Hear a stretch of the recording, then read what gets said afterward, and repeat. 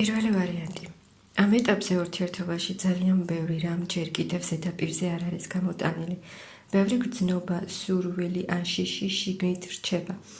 ერთ-ერთი ან ორივე პარტნიორი ჯერ არ ამბობს ყველაფერს ღიად. ურთიერთობაში სიჩუმე და გარკვეული დისტანცია. ეს ურთიერთობა ახლა სულიერ დონეზე იზრდება. ეს არის სულების შეხვედრა, სადაც ფიზიკური ან ყოველდღიური დონე ნაკლებად მნიშვნელოვანია, ვიდრე შინაგანი კავშირი.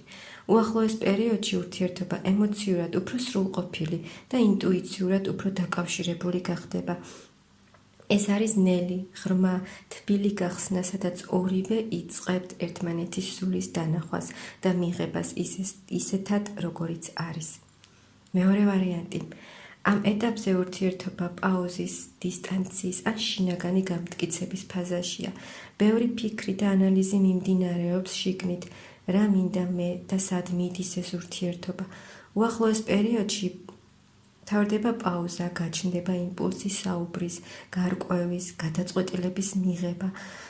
იქნება პირდაპირი საუბარი და ურთიერთობა ნელ-ნელა გამოცოცხლდება.